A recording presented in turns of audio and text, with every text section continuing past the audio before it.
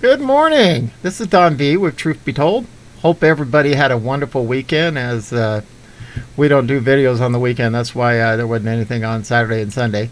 But before we move on to today's disturbing news reports, please subscribe. 97% of the people who watch my videos are not subscribers. Only takes a second and it's completely free. Without ado, let's go ahead and move to the first one. It says, ignore no soliciting signs. Use your script. The jab door knocking documents revealed.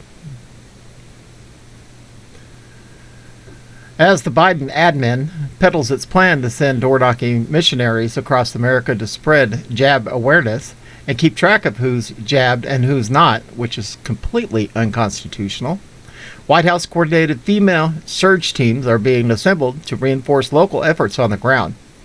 In preparation for the coming campaign, Lake County, Illinois has published helpful hints for volunteers taking part in their community health ambassador outreach door-knocking projects to increase COVID jab acceptance.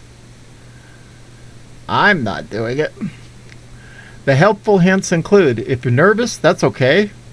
We're all still get nervous, even if they've done this before. You don't need to have all the answers. If you are unsure of an answer, be honest. Tell the person asking that you are a volunteer and you will take down their question so that a health department staff person can get them the correct answer. Inform, don't convince. Your job is to equip the person at the door with the information resources they need to make an informed decision about their health. You're not trying to convince anyone to do something they don't want you to do. Yeah, right. Ignore no soliciting signs. You're not soliciting, you're offering critical information and resources. What you're doing is not illegal. I'm afraid it is. Especially if they come on your property with the no trespassing sign. Knock and then back up. So you don't follow COVID distancing protocols, and speak clearly. If someone is uncomfortable with you being there in person, offer to give them more distance or leave them a flyer. Use your script. This will give you the basics. Once you get comfortable with it, feel free to make it sound more like you, as long as all the key information is there. Make clear up front that the building has let you in and you're from the health department.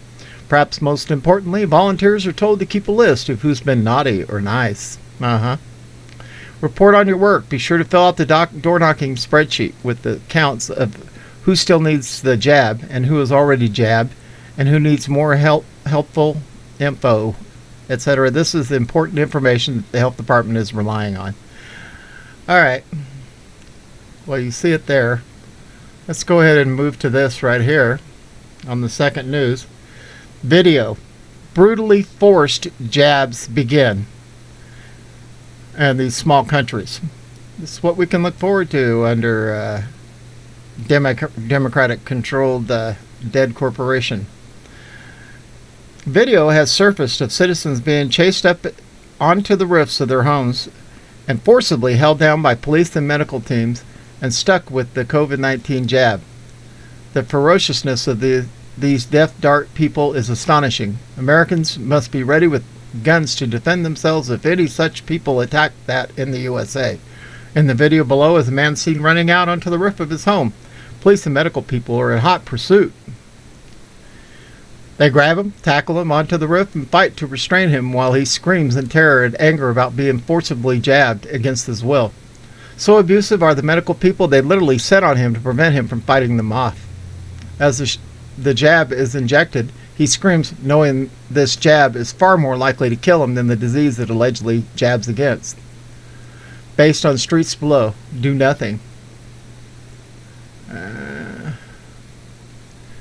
Let's go ahead and play this. Angie, estoy bien. Que me suelten. Que me suelten. Que me suelten. Despacio, Tienes que bajarte. Despacito. Lo van a lastimar. Que suelten, Angie. Tienes que bajarte. Pero si no lo van a bajar.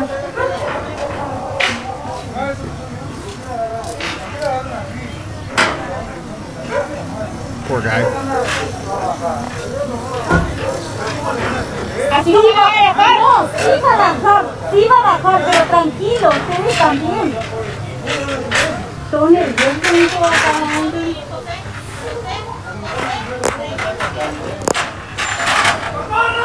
Tranquilo. Sí, señora, ¿no? no, Judith, no, así no lo van a bajar. Tranquilo. Pero y bueno, con más razón, Judith. ¡Que me suelten! ¡Que me suelten! Despacio, Lo van a lastimar. ¡Que me suelten, Nancy! Así no me...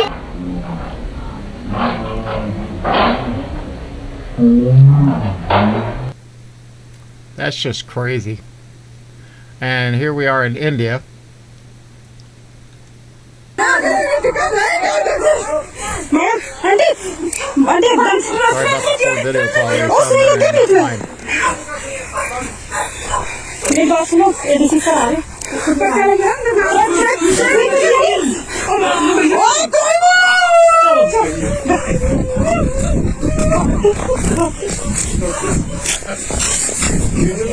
बन गया sir बन गया कोई बात कुछ नहीं भाई okay करने का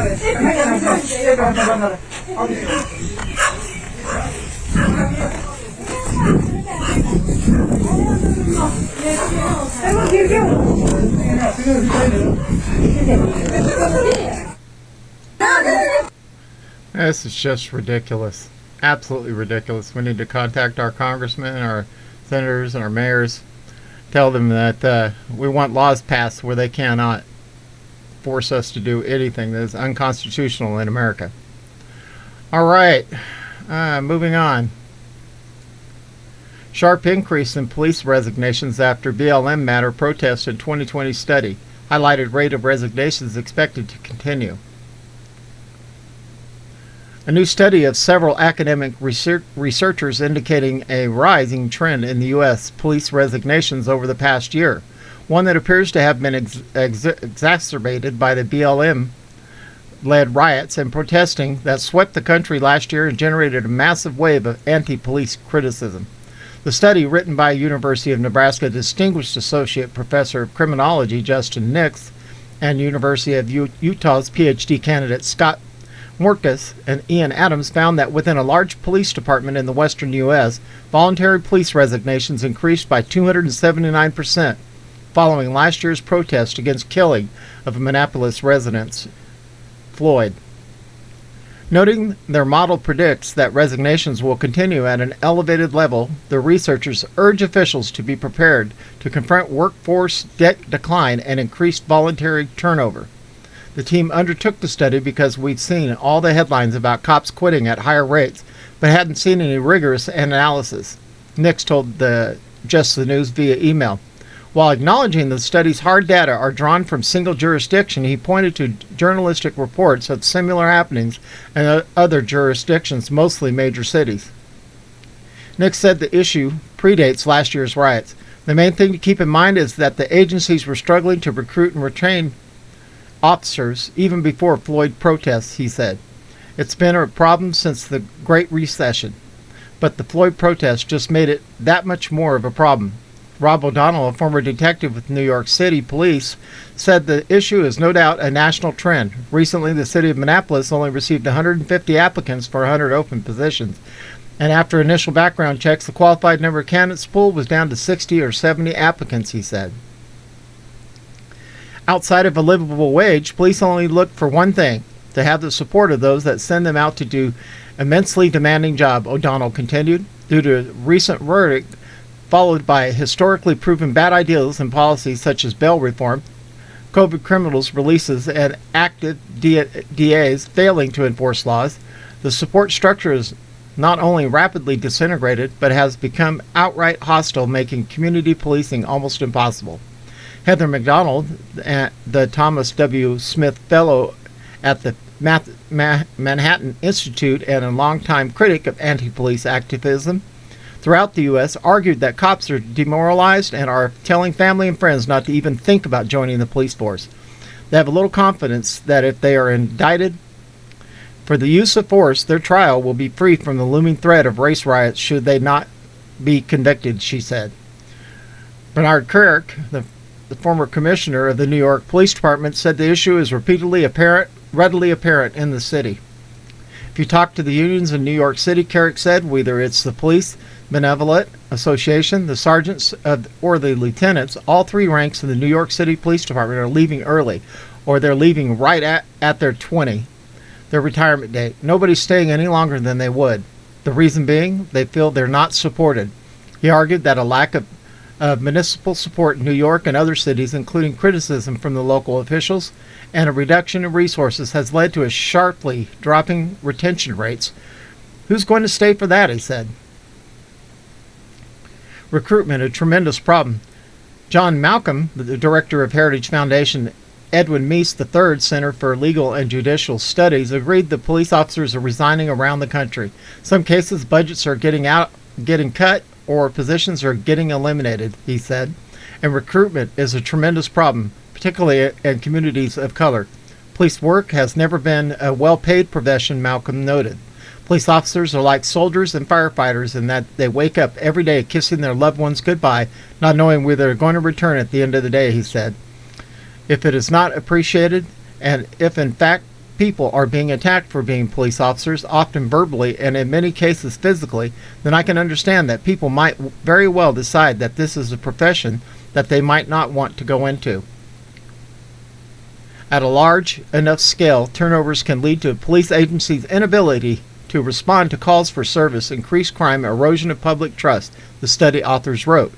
Concerns regarding police turnover and crime are compounded by the realities of how police hiring works, they note elsewhere. For starters, a month-long hiring process is required to ensure high standards are met. Hiring process typically consists of a psychological exam, medical screening, interview, background check, and more. Once hired, though, police officers are not road ready. They must graduate from a police academy and then complete a field training phase. O'Donnell suggests that after a certain point the matter is not so simple as hiring more police, and that earlier crime waves have demonstrated the difficulty of making up for lost time when police departments fall behind. Unfortunately, like we learned in the late 80s, only when communities became totally unlivable will they cry for change and restore law and order be made, he said. A problem that it takes 10 times the resources and time to gain that ground back. Malcolm also noted ongoing efforts around the country to strip police officers of qualified immunity, a legal shield enjoyed by law enforcement that offers some level of protection from civil lawsuits over decisions made on the job. Without that protection, he said, the split-second decisions officers have to make on the streets may open them up to severe legal consequences. I can understand why anyone would have second thoughts about staying on the police force, he said, and certainly why anyone would have a second or third or fourth thoughts about joining in the first place. That's really sad because we need the boys in blue, that's for sure. There's just too many bad people out there. The black hats are moving like crazy, as you can see on the first two videos, working hard to get their globalist agenda going. But thank the Lord that He's in control, and I think you're going to see some changes here real soon. At any rate, this is Don V with Truth Be Told, and we are out of here.